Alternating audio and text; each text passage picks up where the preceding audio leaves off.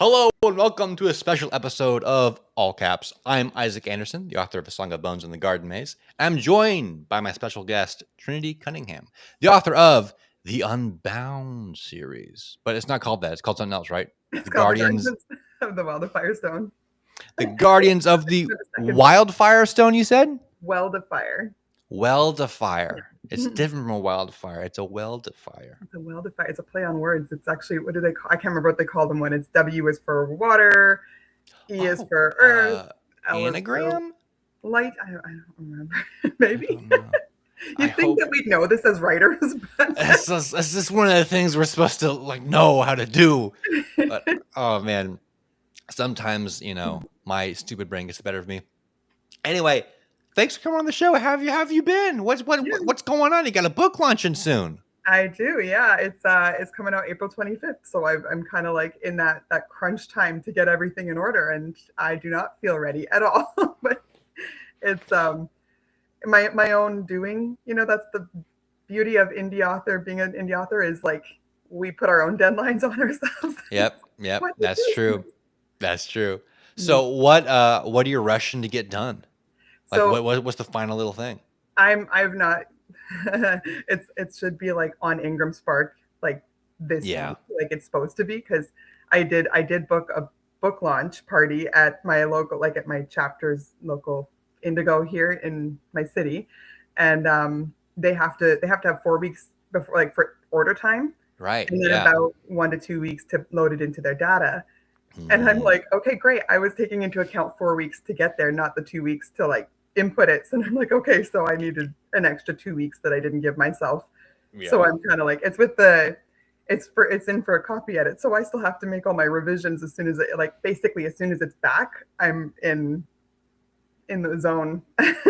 Wow. Yeah. Yeah. You're in crunch mode. I'm really in You're crunch definitely mode. in I'm crunch mode. a little bit stressed about it, but I'm kind of like, I've just got to be cool about this because I can't do anything. And what's the worst that happens is Yeah. I it's mean, a little it later. is So what it is. yeah, yeah. So But is this the final in a trilogy, or is it this book 3 in it? Is the final? final in a trilogy. Yeah. So it's How does that feel to get to there? oh, it feels really good. It's a bit surreal. I'm like, I started this whole series in 2020, and that's kind of how long Right. I've been in this world for. So I've reached the end now, where it's like it's in the final stages of touching up and cleaning up and formatting, putting it out there. But I've already kind of like hit that wall where I'm like, but I've been doing this since 2020. I'm kind of like done. Yeah. Yeah. Yeah. It's I'm really excited to get it out though. So I'm like, part of me is like, oh, I can rest, but I can't yet. So Still for got people who don't know, what is your series about? Yeah, so the Guardians of the Weldafire Stone. Oh my goodness, I have not worked on like the whole trilogy little spiel here, so I'm just like, it's Bloodbound is the first book, and it's about a curse that's wiped out magic from the land. These twin brothers, their blood is entwined with it. They don't know it, so they've mistakenly broken the curse and reawakened this Hmm. magic, and it's just kind of all kinds of attention leads down the all the paths of fun stuff that happens. And then Unbound is the second one, and it follows a different character, because it follows different characters, like different guardians in the Guardians of the Okay. World of Firestone. And he's given a gift that has magic like his own. It compels him to go back to his homeland where there's a prophecy about him. And if fulfilled, it could bring about the ruin of the land. And then the Hmm. third one is a prequel. So it takes place Ooh. before these two. I still recommend starting with Bloodbound just because it's better enjoyment, I think, for the reading experience. Yeah. Yeah. Yeah, so that one is kind of just before it all happened, before the curse, before there was a guardian kind of thing. Hmm. So I'm like that one. I'm still working on. It takes me some practice to get a real good, like, 2 sentence elevator pitch, but I'm working on it. That's good. What inspires you to do your trilogy in that way? Because the typical trilogy is like book 1 is over. Here's book 2 with the same characters and the new problem, and then book 3 is the same. It goes down the line. You're doing a more unique way. You're doing a more interesting little flavor of a trilogy. Wasn't planned that way. I had started with the idea for Unbound, the second book, and his character was kind of, I don't want to give anything too much away about the whole Right. trilogy, but it's kind of like where it ends. I had where it ended in my head, but I Yeah. needed the whole beginning. But I wasn't ready to write the prequel just because of like certain circumstances in the story were like, I'm not ready to go down that road right now. And Right. the time that I'd started writing Bloodbound, it was really like in 2020 when I sat down to write. I've always enjoyed writing, but I never really like saw myself writing a book. My mom had just come out with her first children's book, and she had published it through Hybrid Publishers, and was like, it actually isn't like as complicated as you think. Like, because in my head, I'm like, how do you publish a book? Like, you don't Yeah. think that it's something. So when she had said that, I was like, oh, and I don't know where the thought even came from, but I literally was just like, I'm gonna write a book. And so I sat down to write a book, and I started chapter one, and here's these twins, and I knew it would always be these twins. Yeah. Yeah.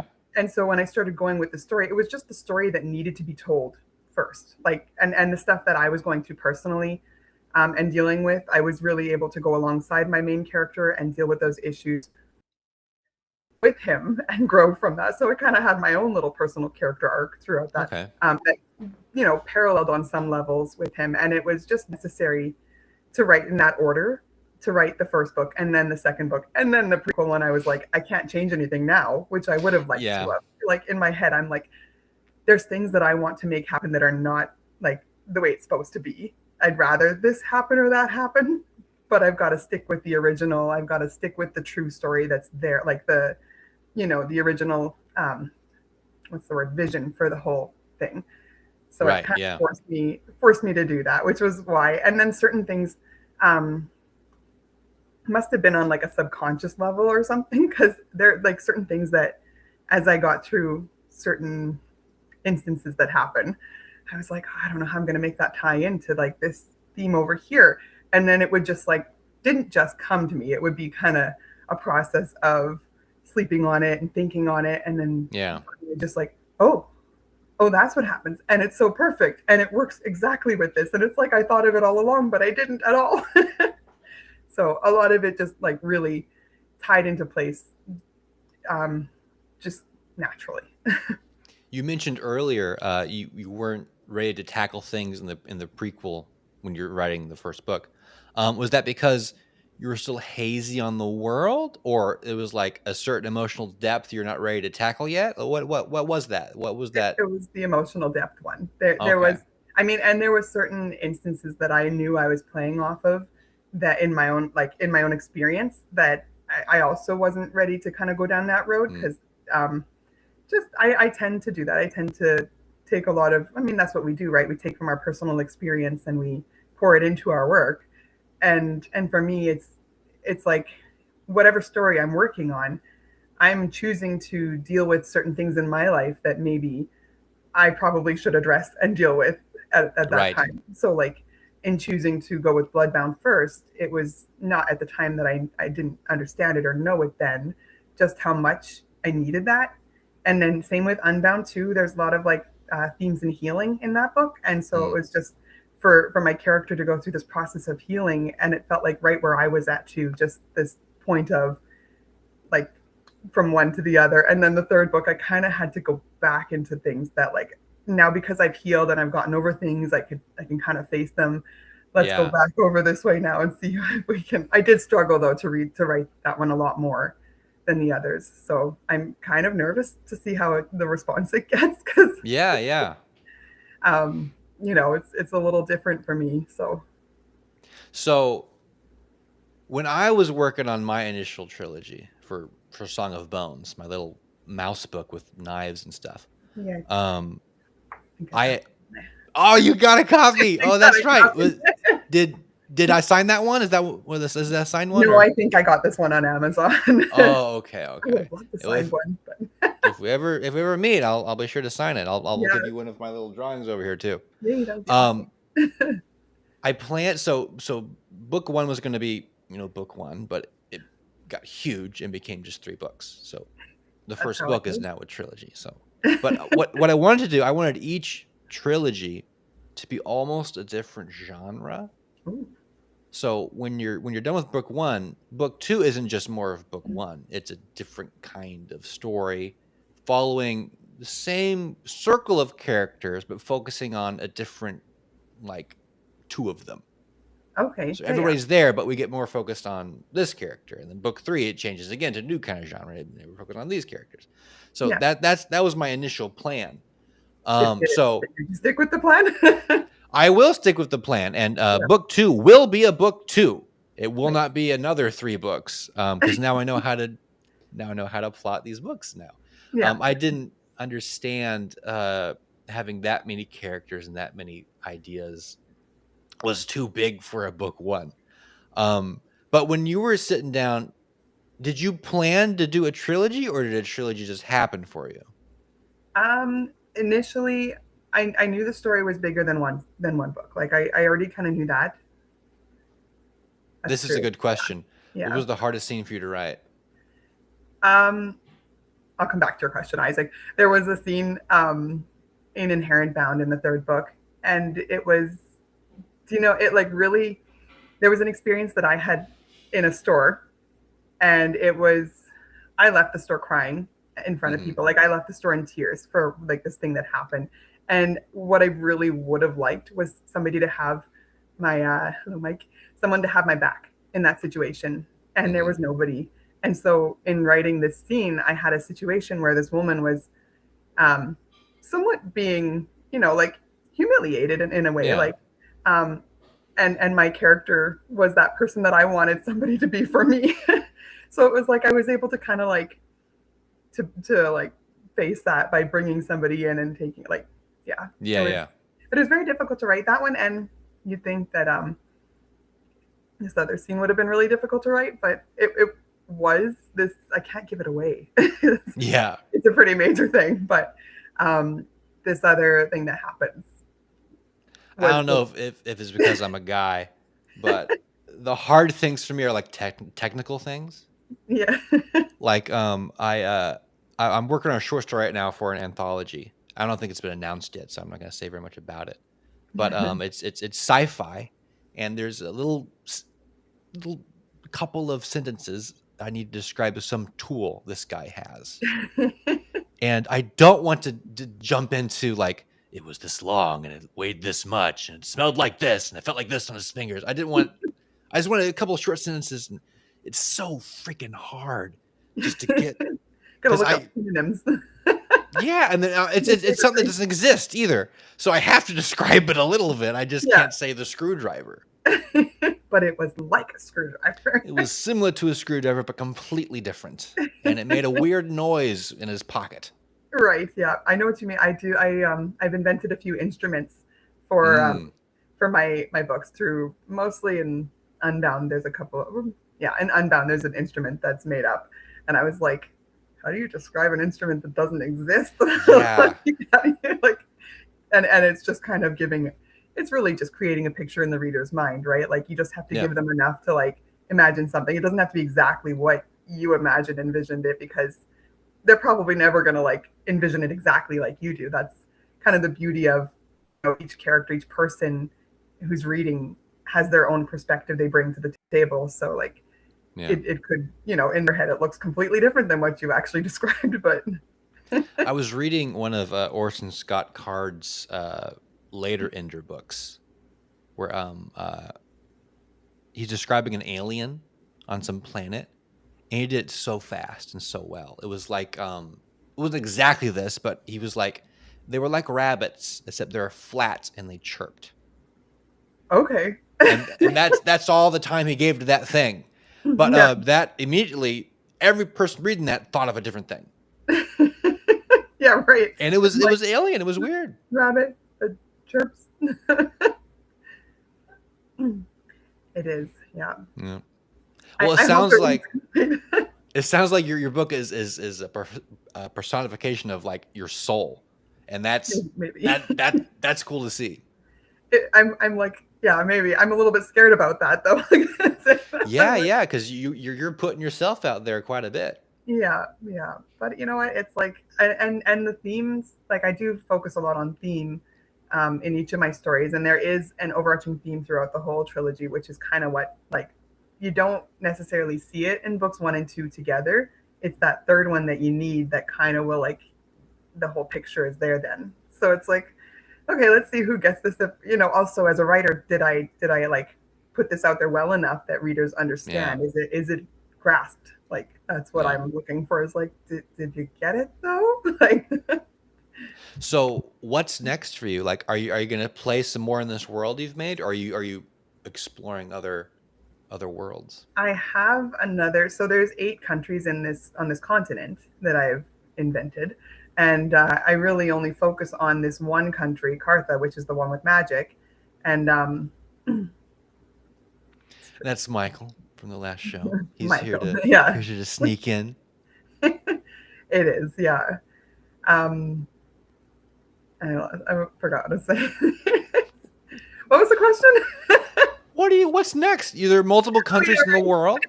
yeah. So the story I've got, like, I've been plotting it for a while. I wrote up to about 80% of it, and then Yeah. I was between or books 2 and 3 of the Guardians of the Weldafire Stone. So I kind of just, like, once I was ready to go with the next step in the third book, Mm, I dropped that and left it and was like, I'll come back to it. So I am, like, okay. eager to get back to that one. I am starting from scratch on it because I've had a lot of Mm, epiphany moments where it's like, okay, I liked what I did here. I don't like what I did there. And because I'm coming back completely, like, months later, fresh mind, and just like, I'm just going to start from the beginning yeah. and I was maybe use pieces, but Yeah, I was gonna ask, coming back to something you worked on for a while, um, you kind of answered the question, but is that hard to do, jumping into something you've worked on a while back, or like, do you prefer to start from scratch, like you said? Like, would you always start from scratch? I like to start from scratch when I'm coming back fresh, just because it's like, I don't have to think, like, try and pick up the pieces from where I was. Yeah, yeah. Um, I don't know. It depends because sometimes I can come back to something and I can jump right back in, but it depends. It could be kind of hairy. Um, I know from my own stuff that if I take too long of a break and I jump in and I say, okay, I was working on this chapter. Okay, let's start this chapter. And I just start working on it. Then I Yeah. review it later in the context of the other chapters. I'm like, oh, I've been reading too much Stephen King's Dark Tower. This You reads can like see Dark your, Tower. Other stuff reads like Redwall. This reads like Stephen King. So I have to be careful to make sure that I'm well versed in the world yeah. before I dip my fingers in again. Then you come back fresh and without the influence of other books. Oh That's yeah. a little bit where I'm at. I've fallen into a way out of genre rut here. And when I say this, like, I'm kind of like out of the fantasy right now. As long as, Hmm. like, the Guardians of the Weldafire Stone since 2020 up to now, it's been so long that I feel like I need an in-betweener before I actually jump back into this other world because I feel like it's too close. So I've like ventured into, I wrote a short story that I submitted for an anthology, so I'm kind of like waiting to see, but that was fun. That was sci-fi. Oh Um, yeah. The I sci-fi short stories are fun to do. they were really, I had so much fun with it, and I was like, I mean, it's a different take. It's more of one of those, like, rather than having like that beginning, middle, end kind of story, it's more like Hmm. a concept of thought. It's like Yeah. you kind of, it just one of those ones that makes you think a little bit. Yeah. Even though it's written for a younger audience, it's still kind of, I mean, when you're doing sci-fi, you need to have a sci-fi problem. It can't yes, be like a fantasy problem, or you could do like, if you have a sci-fi with a fantasy problem, like a princess is in trouble, you get Star Wars, and that's very yeah, fun. yeah, But if that's you true. have a really good sci-fi problem, you get more Star Trekky stuff. Yeah, which this one has an alien, so I mean it's pretty sci-fi. Yeah, not, pretty not good. like an alien critter. It's like a microbial kind of like thing where it's Mm, it's in the person as like a host sort of thing, right. Yeah, but it yeah. doesn't take over the person. It's a cool, I love it because it's like this is just an origin story to a whole other novel that I've got planned. Would A you ever do horror story, horror? I don't know. I've I don't read much of it. I don't watch much of it. I don't know that I would do horror well, to be honest. Do you I'm like would you do like suspense? Yes. I like Okay. thriller, I like suspense, I like action. Horror, it depends. If it was like a Sixth Sense sort of horror, like, Mm, which is still technically kind of considered a psychological thriller. No, yeah. it's like borderline horror because there's jump scares, but I always thought anything that scared me was horror. which one? whatever scared me, I would consider horror when I Oh was yeah, little. yeah. So when I saw Sixth Sense, when I saw Signs, when I saw, Jaws, I think Jaws is horror, but it was like it scared me. It's horror. So um, Did I something. don't know if I would write horror or if I would just do like what is writing horror compared to writing suspense? Because in my mind, they're almost the same thing. I don't know. I think suspense would be more like not so much make you jump and scared to go walk to your bedroom from like wherever. I think it's more Mm, suspense is like um, that like close what's gonna proximity. happen? Like yeah, Oh like no, no, really the makes guys you downstairs get out. yeah. Uh, Maybe. I know there's a difference, and I can't put Yeah. it in words. I can't articulate it, but I know there's a difference Well, in those. emotion and horror go hand in hand. Yeah, You've put your heart into these books. Now let's get your fears. Let's get your fears into you don't want books. to make people afraid. Honestly, I don't know that I would do. I said like I don't know. I feel like I don't have the character to like do scary. Like even comedy. Like I have a hard time with funny. That's something. Hmm. You asked what I find difficult in writing. I had in Unbound. I had a really witty kind of comical character, and I'm like, Yeah, this is difficult because it's not like it's hard because you have to like you can't go Jar Jar Binks. right. You No, got to be no. careful. This is a very rare sighting of the rare Mike Molman movie recommendation. Steel Deal Magnolias. I've never Still seen it. Magno. I've Probably is because it we just don't do horror. Yeah, I've never even heard of this movie. What is I've this got movie? I've got a few horror books behind me by some mutuals, some other indie authors on here. I've read one of the novellas by Molly McCabe, the What Comes Before, and that's the only like experience I've had into horror so far. Okay. Is is there music playing on I here? hear music somewhere. Is that I'm like, is that oh, me? do you know what? My kid left his iPad on. That's what it is. Oh, that's all right. It's Okay, not that it's just distracting. mental music in the background. As long as it's not distracting, I could go shut it off though. If you want to, Rod publishes horror. Oh, So hey, there if you you write go. something scary, he might nab it up. There you go. I'll keep that in mind if ever I venture into the terror of emotion, the emotion of terror and fear. Oh I my like fear in the goodness, sense of Mike! um, What is this movie? that's why it's a horror movie. Wow. Okay. I find when so my stuff I write for younger readers, Yeah, and very often I'll write something that's pretty frightening, and I go, I gotta dial that frightening by back a what little standards bit. now? Yeah, yeah. But I've found writing something that's funny is way harder than writing something that's scary because you're like you're playing with the same kind of because surprise is like the core of both of those things. Right? Yeah, It's hard to surprise somebody and make them laugh. it It's is. easier to surprise somebody, make them go, oh. But True. The laughing, like I don't know. I did. I had to like spend weeks at a time to yeah, I have that one. It's on my bookshelf. Dark Bloom. I would spend like a week or two trying to think of some witty remark that he would say to something that had already happened that I'd written, and I'm like, okay, now how does he respond to this? Like, what's? yeah, It's just like it's not easy. Somebody had asked too on X like writing comedy versus visually in television, and it's like I think it's probably easier to visualize, like to do it through television and film because you hmm, have like words can be interpreted so many ways when people read yeah, them, and if you read it in the wrong context or the wrong tone, whatever, like you don't get the joke or you don't understand the comedy behind it. yeah. You need to get like actual true comedy Hmm. when you're writing it. When you're on stage, you have a face. You Hmm. have your voice can do things. You Yeah, can the do funny tone things with your punctuation. arms, or you Yeah, can turn strangely. I mean, there's so many things that'll make something funny where yeah, you just don't have when you're writing a book. yeah. No, and it's hard to write. It's hard to write sarcasm. Yeah, it's okay. My husband watched it when he was, Yeah. I think, 5 or 6. I don't even know what year it came out. He saw it like the year it came out. He saw it in theaters. In He theaters was a as a kid. kid, that would have been amazing. that'd be amazing. That would have been a scary experience as a kid, I think. I think I was like 8 when I saw it. We just had it on DVD. I'd watch it over and over. It was my favorite ever. Jurassic Park. I would watch it with my dog. We get a blanket. We sit down. We watch Jurassic Park. And whenever the spitty dinosaur Oh, I hate that would one. show up, I would have to turn away. I couldn't watch that part. It was Right. too scary for me. The guy's just walking closer. I'm like, what are you doing? Like, you're an idiot. So we've talked quite a bit about a genre that you're not interested in writing at all. So what drew you to fantasy? What made you say this is what I want to do? This is what I'm interested in. I love sci-fi, so it's funny that I did. And when I started writing, I actually thought I was going to write it as a sci-fi.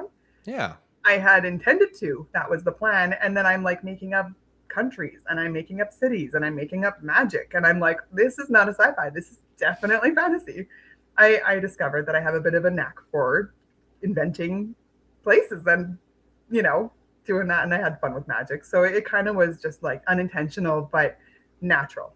It was the way, and I just kind of like lean into it. It's like, I'm not going to resist this. I'm just going to go with it because that's what's obviously the story is fantasy, despite what I tried. You mentioned that you're doing a sci-fi short story also. Mm-hmm. Are you kind of practicing, like dipping your toes into that? Are you like wanting to explore that in the future? Yeah, I do plan to. I have it, like I said, this is an origin story for a story that I have planned. That I've had planned since I was like 16, because this was the first this is the first character I ever invented. So I want to do it well. I want to do it, justice, because, it's the first character. You gotta. The first project I ever started was sci-fi. Yeah. And I made it, I think 20 pages, and I had to stop because I was like, I don't know how to do this. So I decided I'll do fantasy, because fantasy I can make everything up. I don't need to worry about math or planets or gravity or anything. That's the tricky part. Like, I don't want to write people either. I'll do animals. That seems even more easy. There you go. It was way harder because the animals, the research on. Yeah, they have to do animal things, or else you forget they're animals, and then like I can't lean into that too much because then they're too much like animals. So it was just harder, and they couldn't say certain phrases. They couldn't say certain things. Like they never once say like "come on, man" or "mankind." Yeah. Or right. Oh yeah, don't even think about that stuff. Like. Yeah, it is. The figures of speech that we say that are just so naturally like part of our language that it's like, oh yeah, right. I guess. And I can't make up one that feels strange. I don't want to teach people a new language as they're reading the book, especially my audience is younger. Yeah. So I don't know. Unless you're like me and you just invent new languages anyway, right off. Yeah, just do it. Rod also publishes fantasy. Hey, there you go. And Rod, you can keep on talking. I like a busy comment section. Oh yeah, it's fun. Oh yeah. Hey, that's really cool. That actually, like, every time I hear that somebody like somewhere in some other place has read my book, I'm like, really? You've heard of it? I have people come up to me and they're like, I've heard of this. And I'm thinking like, I'm curious now. I'm talking to them. So I'm like, oh, I'm like, where did you hear about it? And they're like, TikTok. And I'm like, TikTok. I think I have an account there, but I hate making videos of myself. So I'm like, I think I've maybe posted like 2 things. That's really good. My sister-in-law, she showed me a video on TikTok like a year ago of someone in like Norway or somewhere had a copy of Garden Maze and was like lighting candles, drinking tea, and sitting down reading the Garden Maze. That's really fun. And I'm like, where did this person even see the Garden Maze? That's so cool.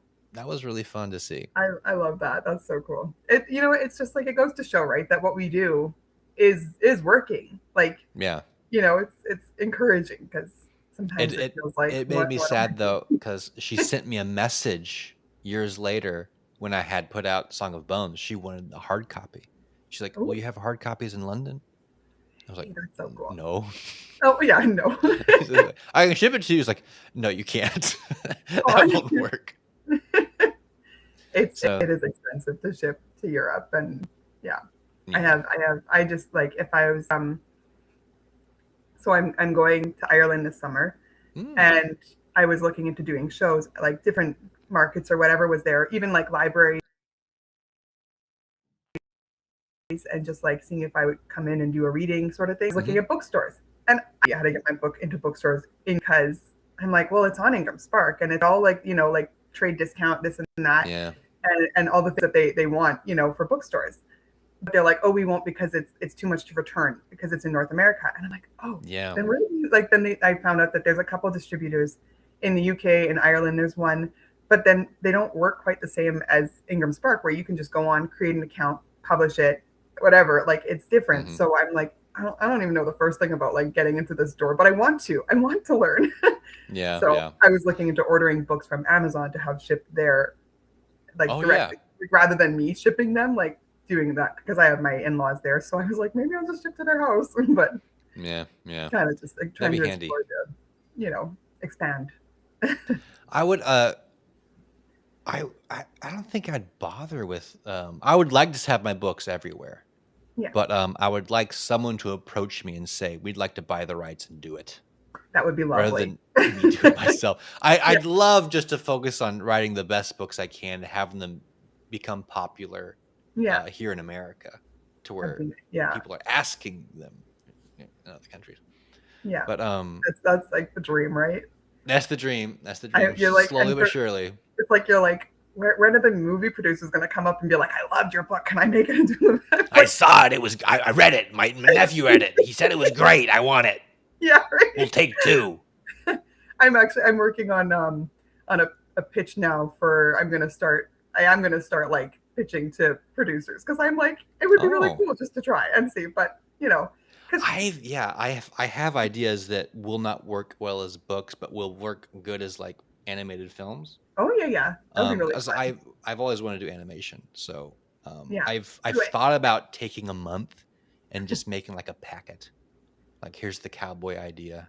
Yeah, Here's the pets idea, and like have doing like your own animation of them, like yeah, you. like That'd be so cool. doing like concept art, story, have a story Bible basically of like here's this kind of story it is, here's what the Yeah, script would entail, without writing the script. Just, like give the idea of like here's the pitch, yeah.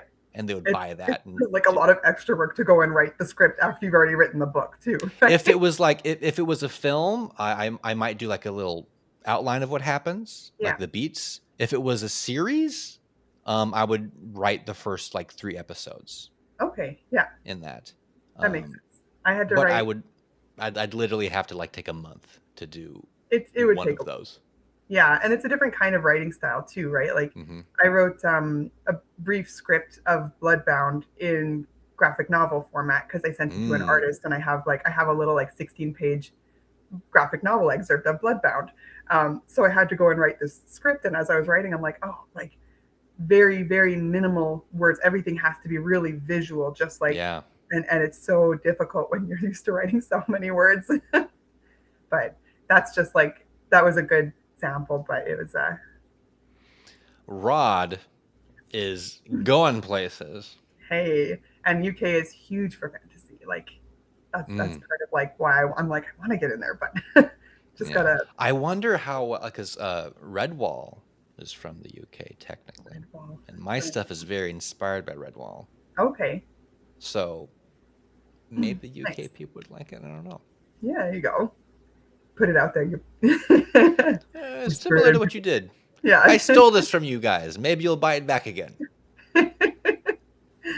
yeah. No, it's all like part of the learning, right? And just learning to like expand and get it out in creative ways Hmm. that Hmm. that draw in the right readers. The right audience is important. So So I have a list of kind of simple questions here that I want to chop up and make into shorts for viewer numbers to okay, grow.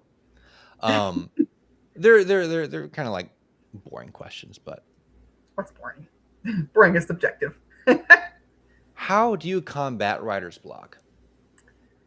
um, Writer's block, if I ever experience it. So for Inherent Bound, the third book, where I said I struggled the most, I would say that's probably the first time I've ever experienced any kind of like hitting a wall in writing. Mm, And I would say it wasn't because I lost a creative flow, or it wasn't because I just all of a sudden blanked or whatever. Like, I think it's mostly just because something wasn't working in a certain scene or a certain thing, and I had to actually like go back and, you know, working backwards a little bit, which is Hmm. tedious and not always something that we want to do, but kind of have to. I wonder if writer's block is like you come across something you know is going to be hard and tedious, and it's just like, Reluctance.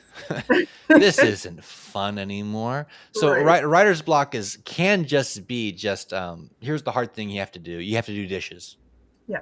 and you don't want to do dishes, so you wait for the dishes to pile up, and you have to do the dishes, and it Yeah. stinks. But when you're done, you got a clean sink, and you're happy. Yeah. But while you're saying I don't want to, it could easily be seen as like, oh, I'm stuck. It's like you're not. I mean, maybe like some people. I genuinely think that some people do. Like they might get stuck like in places, Yeah, and that's a thing. I I think just like in my own true experience. writer's block is you've written the character Jimmy. You've gone 100 pages with him. Jimmy is stuck in a hole with a rock on his head. I don't know how he got there, but that's how the story went. And now you're like, How do I get them out? What does Jimmy do now? So I think that is like the truest form of writer's block. Yeah. Yeah. I haven't hit that in my experience, but I No. have hit my character could do this, or he could do this, or he could do Right. this, or he could do this. And like if he does this, that means this, and Yeah. And it then not knowing which spirals. way to go. Yeah, yeah. That is a So problem I have too. Is too many choices and then I can't decide. So then you just kind of like leave it because you don't want to make the wrong choice and then have to yeah, go all the way back. But that is, I think, unfortunately, part of the process.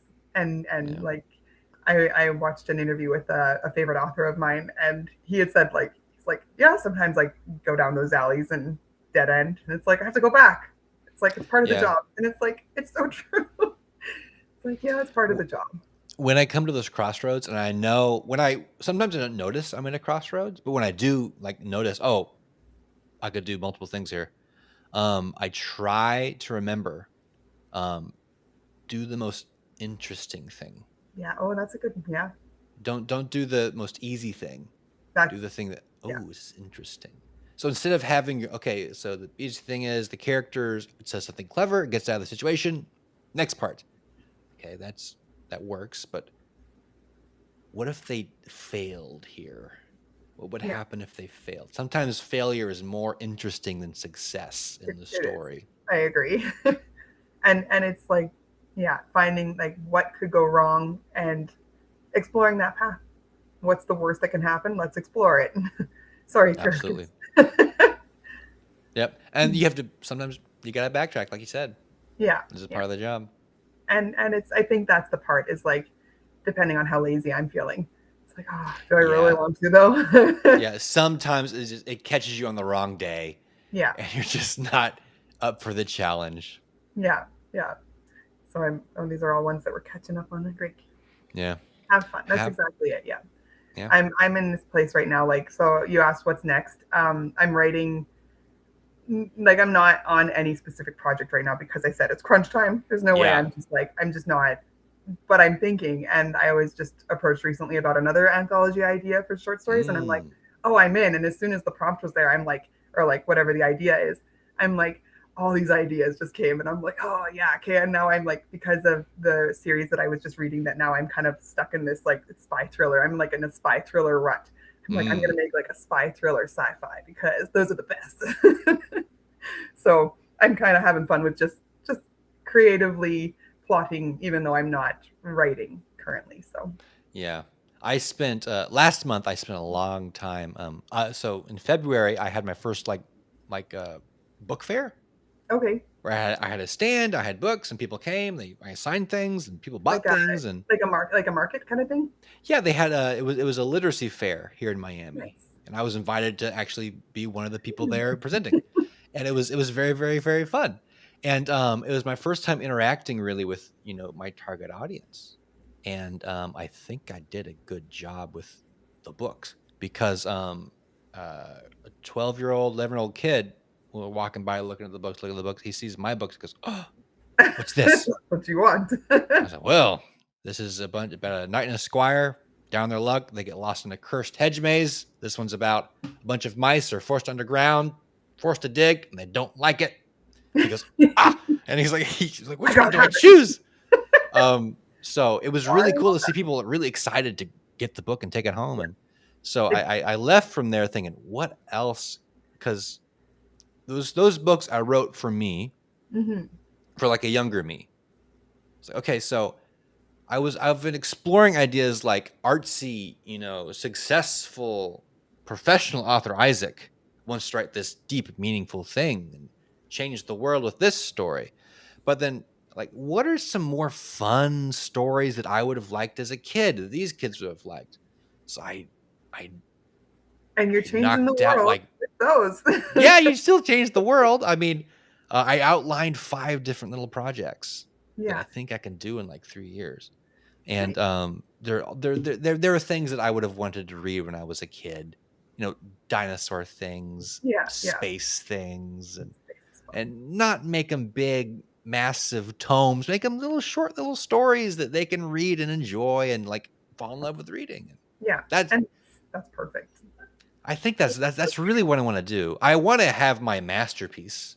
Yeah. I can write that when I'm 60, though, when I'm really, really good. right. You got time. For now, I can practice with really fun stuff. Yeah, and that's really cool because like you have a vision of what you want and you're going towards it, and it's like your work's going to be with like that because that's what you want and you know exactly what you want. Yep. Yep. Mike is good. Mike is good at the humor stuff. I don't know if he ever gets. I have yet to pick up I have the first book on my Kindle, and I'm like, I have been in such a reading lull. I mean, there's so many books.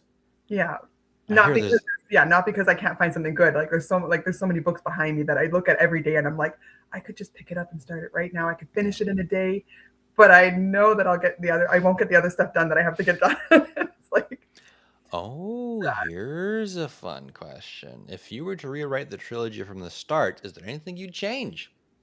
On the big scale, you know what? I would change a little bit about like my antagonistic character in Bloodbound. I know that he's a bit of a like, it's my first book, and feeling out and getting that villainy feel. It doesn't feel like a great villain. I was like, I could work on it. He's not the main villain, though. He was never the main villain. Like he's just kind of, really annoying tyrant. There you go, that's the word. I have so the villain in Song of Bones are these rats. And there's this one rat character who's kind of like he's kind of one of the smaller rats who's just he's so much fun to write. His name is which one is he? It's Ferris. His name is Ferris, and he was in a little scene. When I first wrote it, he died in the scene. He was killed by this other rat. But I really liked the way Ferris said words, so I let him live. And then I got to book 2. I'm like, okay, I need somebody to die in a horrible way in the woods. Ferris, you're up. Aww. And I'm writing this little scene with Ferris. He gets out of it. He doesn't die. I'm like, why? Every time I try to kill Ferris, he doesn't die. And MacGyver. He's not. He's stupid. He's an idiot. But he's so much fun to write. Clumsy. Clumsy success. I was doing a little rework of the book 2 because it needs to feel like a book. Because before it was just the middle part of book 1. Now it needs to feel like a book 2. So I'm reworking a little part where the characters are separated, and I needed one of the mice to find an untrustworthy character to help them. Oh, and here's Ferris ready to go. And so I'm so thankful he survived those 2 attempts on his life. That's good. Would I change anything about my trilogy? I think thank goodness I'm writing it as slow as I am, because otherwise he would have died. Yeah, can make some changes if you're here and there. Other than the one villain on mine. And dinosaurs. The dinosaur idea I have is so freaking good. So I won't give you the pitch, but I'll give you kind of the feeling. I want to approach dinosaurs the way that media approaches zombies. Okay. So usually dinosaurs are like, here's the scientist. Here is his plan. Here's Right. his island. Here's all these things. All these scientists like, I'm not sure about this. I don't know. Dinosaurs. Zombies are like the families at home. They're having dinner. They're Yeah. hanging out with their kids in the yard. Life is normal. Maybe there's something on the radio that sounds weird. Maybe something on the TV is weird. They're having a birthday party. In the middle of the party, the zombies happen. And the family's like, how did this happen? Yeah. Nobody knows. The phones are down. The TV's down. We guess we got to survive. I want to do dinosaurs like that. Where we don't explore where they come from. Yeah. We have some hints of where they came from. Yeah. But the focus is on the family surviving the thing. Okay. So that sounds really cool. I want to approach dinosaurs like that. Yeah, yeah. It would be a very unique take. I think that's something that like I don't think I've ever mind you, I don't hear too much about dinosaur stories except for the ones that my kids watch. So yeah. So Jurassic Park did it perfect. yes. It was such a imagine pitching that idea when there was no Jurassic Park. Yeah. Like, I'm writing a book. What is it? It's about a theme park where there are dinosaurs. It sounds like such a stupid idea. And then adding in the little. Of course, it's amazing to us because we know what it is. But yeah, when that was first pitched, I wonder what people's reaction to that actually was. That would have It's like it's hard to go like to imagine it when already. You're like, oh, but it's like it's such a bizarre like here's like it's like a Disney World except there are dinosaurs that kill people. Yeah, it's such an odd, weird. And then niche. something goes wrong, and they're dinosaurs. Mm-hmm. Like, and we'll get Jeff Goldblum. Jeff Goldblum, yes. So good. Your impressions. I haven't. We haven't shown off your book cover. We went through all that rigmarole earlier to get it on. So we got to make sure we see this thing. Yeah. So, Inherent Bound. When does it come out again? April 25th. April 25th. Yeah. Everyone, and can people pre-order anywhere or? I have not decided about pre-order. I never did pre-order with my other books. I usually just like the day of is when it's available. Yeah. I haven't done any pre-order stuff either. I'm still kind of like, I got time. I'm thinking about it. T-Rex and Griffin. Yeah, T-Rex is fun. I read The Journey Home by Peter S. Beagle, who did Last Unicorn. It's kind of a soft sequel to Unicorn, and there's a griffin in it. I think I like griffins.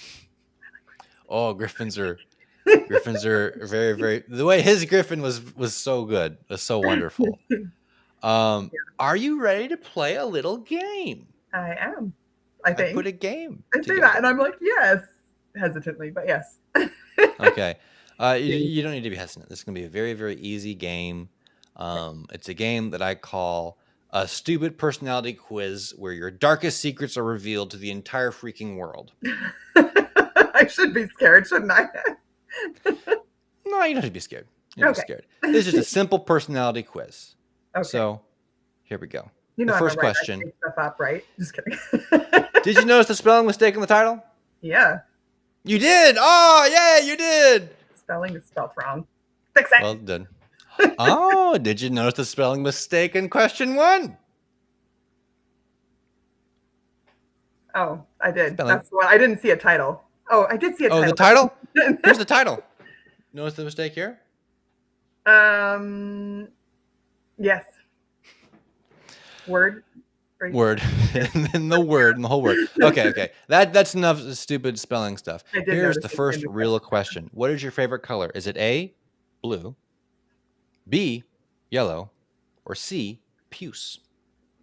I'm still noticing the word color is spelled wrong to me, but it's not. I know it's not. The Canadian in me. Blue. Blue's your favorite color? Yeah, that's an easy answer because blue is always my answer. That is correct. You like puce? No, I'm good. Puce is kind of fun, I guess. Okay, what is the worst book you've ever read, and what's the best? Oh my goodness. Okay, the best book. So let's start with the worst. I read Mad Honey by Jodi Picoult. Mad Honey. It's a debate between that one and The Waters. I don't even know who that one's by. I can't even remember. But they were both like, I only got through them because it was with my book club. And One of them was just dull. I don't even know what it was about.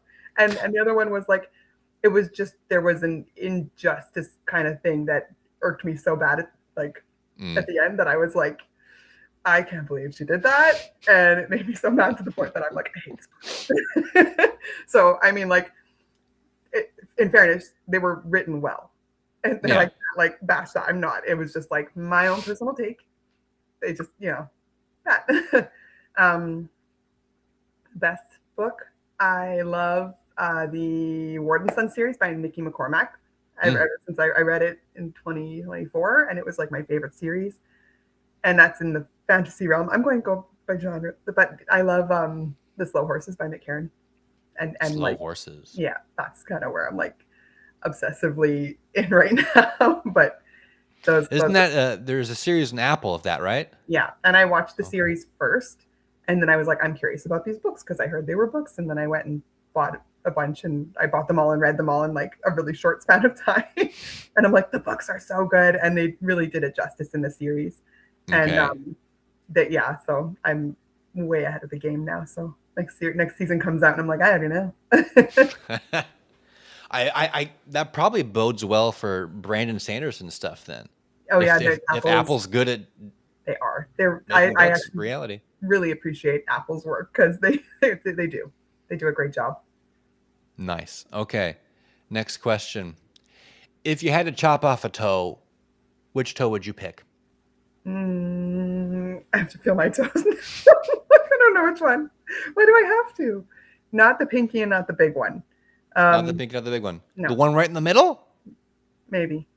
Ooh. Maybe. Ooh, yeah. I'm surprised you picked one of your own toes there. I didn't know other people's toes were an option. Okay, here's the most psychological question. You walk into an elevator. It begins to close. As it does, you see an old woman hobbling your way. She is burdened by the trials of life, hauling 2 armloads of plastic grocery bags, her eyes whitish from extreme age and years of neglect by her family search for yours as the elevator door closes. But you keep in the corner, hiding from her. Why'd you do that? Well, I should point out, first of all, that I wouldn't be in an elevator. So if that kind of clues you in. So you're saying it wasn't you? It wasn't me. I hate elevators. I was having a conversation with Mike, and we were talking about the phobias, and I had mentioned claustrophobia, and it's the fear of being trapped. And I'm like, no, I genuinely can't do elevators. I cannot do public bathrooms because I'm afraid of locking myself in. And it's like, yeah, no, I wouldn't be in the elevator. That's all. The old woman had fangs. Yeah, right. That's a good answer. It's a good fantasy answer. I like that. But what if she was nice? You'll never know. Yeah. You'll never know, I guess. But now we know what your horror book needs to be about. What's that? Your horror story needs to be about being trapped somewhere. There you go. Being trapped, right? That would be a horror. Okay. Cats or dogs? Cats. Cats? Yeah. Why? Why? Because they leave me alone and I leave them alone. I'm you know what, I can. Are you sure? I can do. We had a puppy for a little bit, and it was fine. She bonded with me, and she was my puppy. Like my husband's the dog lover, but she was mine. But my kids were quite young and not ready for that, and I wasn't ready for it. And we traveled, and she didn't do well in the house without anybody here for the times that we were like, we didn't travel then, but we were away for different things for a couple hours, and she didn't handle that. And we do travel for periods of time. So I was like, I don't know how that would go. So we were just kind of like, it's not a good time. So yeah, that was like, if I like dogs, I like specific dogs. Like, yeah, absolutely. Like, your dog, Isaac. If I knew your dog, like, no, I can't use you as an example. All about the love. On the farm back in Oklahoma, we had 2 German Shepherds. Yeah. They were the best dogs in the world. They were outside dogs. You didn't bring them inside because they stink. But they were great, great, great dogs. I love dogs. Yeah, I like I said, and that actually goes for cats too. I'm a very specific animal person. I'm not like I love all animals. I like that pet. that Yeah. name pet. Yeah, that one. Not Yeah. all of them, just that one. That's horrible. I know so many people are like, how do you not like it? It's like I just don't, you know. Yeah. They're So, cute. if you could make one change to Lord of the Rings and Tolkien himself would make the change, what would you change and why? And you can't pick Bombadil. I don't mind Bombadil. He was, you know, he's got his place, I say. Yeah. Um, He's fun. He's fun. he He is, makes the yeah, story take forever, but he's fun. yeah. I don't know. How do you change a masterpiece? You gotta change something. Oh, what do I change? Oh, where am I? So I should tell you that I haven't actually read all 3 books yet. I'm still on the 3rd book. Okay. Read by Andy Serkis. I'm doing the Audible. Oh, okay. I haven't finished the trilogy. I tried to read them years ago when I was younger, and it went over my head. Like, Yeah. it's Have you read The Hobbit? Yes, yeah. Okay. I think The Hobbit's the stronger book in my opinion. I really like The Hobbit. I'm reading it with my son right now. Actually, we're enjoying it. So, he likes the Audible too with Andy Serkis.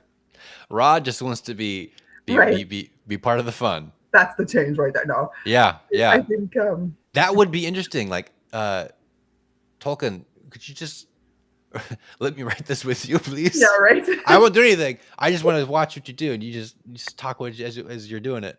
Yeah. I think the scene in the books with the Ents is slow. I would pick up the pace. Just pick up the pace. It's really like, Tolkien, you like your trees too much. Let's cut out some tree stuff. Right? I love trees too. Don't get me wrong.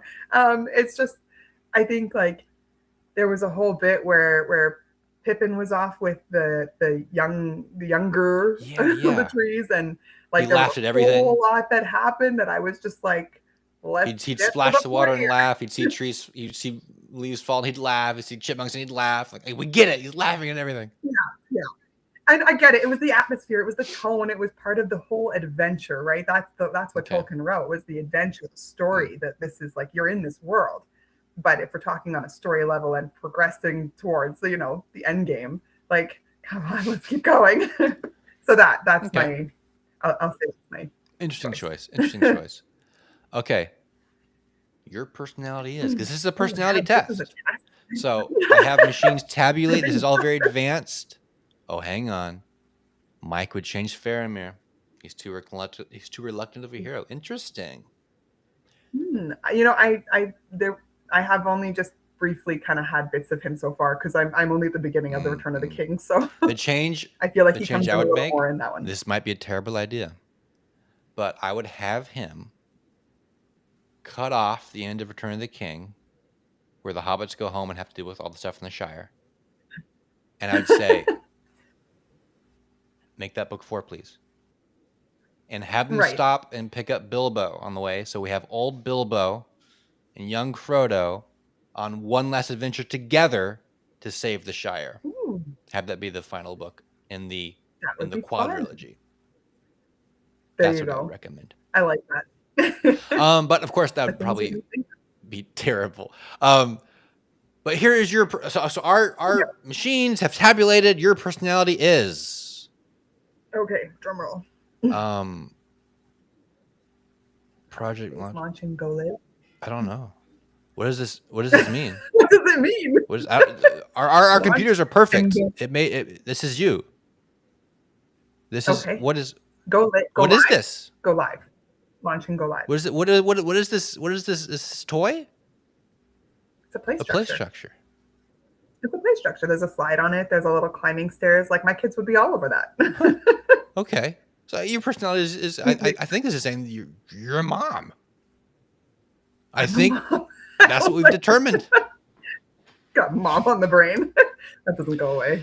Thank you for playing our very, very fun personality quiz. That was very fun. That was very very unique questions. I like it. Yes. Only the best.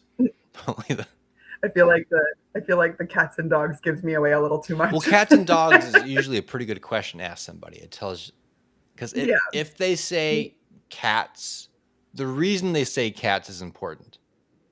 If people like, oh, they're cuddly and they make noise, or if they say they just do their own thing, I don't have to do anything with them, then Yeah. That's kind of like, and I would consider one of my love languages touch, and like, and I'm not like a hands off yeah. person. It's just, Now I don't know. I don't mind a cat that likes to get in your lap. I don't want my It's my cat. dog getting in my lap. I like my dog outside looking majestic and working, like killing Yeah, things for me. Those dogs, they chased off the coyotes, they chased off all the bad they do. stuff, and they kept our farm Yeah, safe. So that's, and see, I'm like, they have a job. Cats have a oh job. yeah. I'm like, I think we had mice years and years Mm, ago, and I'm like, I'm trying to get my cat to go down in the crawl space, and I'm like, go do your job, and she's just like looking like she doesn't, like she does not. So it's like, you're a little prissy we thing. had a mouse in the bathroom one time, and we were like, what do we do? Let's go get one of the farm cats. So we had like 20 cats all around doing things. Oh my So goodness. we grabbed one of them, like, yeah, bring him inside. And we put him in the bathroom. He sees the mouse. He walks over. He just lays on the mouse. He doesn't do anything. He just lays on the mouse. Go get the female. That sounds like So such we a go get the cat thing female to and do. throw her in there. She destroys that Yeah. mouse completely. So depends on the cat. Yeah, yeah. They have all animals have personalities too, and that's part of it. It's like, it's a very generic Yeah, question to ask if you like cats or dogs, because they have they personalities do. too, They and there do. are dogs that I don't like. There are cats that I don't like. All of our cats were really good because we had a lot of kids running around, like laying on them when they were Oh yeah, kittens. Like we'd have yeah. The torment that they the endure. 2-year-old, oh, grabbing the cat, like, no, no, he can't breathe, put him Yeah, down. I think that makes good cats. it does. It really. I have a cat like who I have. We've had her since my son was a toddler, and he's an animal. He's that kid. He's like loving them to death, and it's like it's yeah. She's very tolerant. She'll just kind of hang there and be like, Yeah. "Okay, I'm cool with Oh, it's this." so funny to see like a little toddler with a cat like in the stranglehold walking. The Yeah, cat's just dangling and waiting for it to be over as they're walking around. yeah. I have a picture of my son holding my cat like that, and my cat's face is like, "Help me, please." I love It's that good. picture. It's good. My poor cat. Well, Yeah, it's so thank you fun. so much for coming on All Caps. It's been an absolute pleasure. Tell the folks Thanks so much. when your book's coming out and where to get it. April 25th, it's coming out, and it's on. So they're available on Amazon in like paperback, hardcover, and ebook. I now have the ebooks up on my website, trinitycunningham.ca. I should have the third book up as an ebook on my website, and I think I'm going to put it on sale on my website and only on my website. But like, just it's trying to shift a little. Yeah. But I also haven't quite taken the time to like work ins and outs on Amazon, so just like publish. Yeah. That's all I have to do. When it comes to changing things, I'm like, what? So Amazon, they're available, and my website, and then yeah, I think there's other like what are they? Apple Books, Google Books, that kind of stuff. They are available there too. I think Ingram will put them everywhere, won't It's they? on Ingram. They will. I didn't select the ebook option for Ingram Spark. I only have paperback because I'm only focusing Ingram with bookstores. Oh, okay. And the ebook, I did the draft to digital thing. Don't love it. Made one sale, and out of like 2 years, I'm like, so I won't. And you have to make a certain amount of royalties before you get the check. So I'm like, that sucks. Yeah. Yeah. So it's like, I think if I just do my website, then it kind of gives the general all around. If you're not a Kindle person, like if you don't have it on Kindle, like you still have an option to get it on any other device, really. I sell As long as you I sell my stuff off of my own site, so I don't have any. My books aren't in any Kindle Unlimited plan, so I have full control. Yeah. All of my ISBN numbers are my own that I've bought, so I have full control. Me too. So I love doing things off of my website. It's really, really cool. Yeah, I'm shifting in that direction because it's like I pay for this website, Yeah. and I mean, like I use it for everything else. I'd like to, use it for sales. I'd like to start offering paperback through my website and figuring out the shipping. It's the shipping that I don't. I'm like, how does that work? Because I'm in Canada, and then also like shipping to the States. Now we have to get this app that we like have to like basically declare everything in this app, and it has to be approved. It's a whole thing Wow. now. So I'm like, okay, I don't know how this is going to work yet. Like I haven't shipped enough to the US to be able to determine what a good plan would be. So Yeah. I'm gonna do That's some interesting.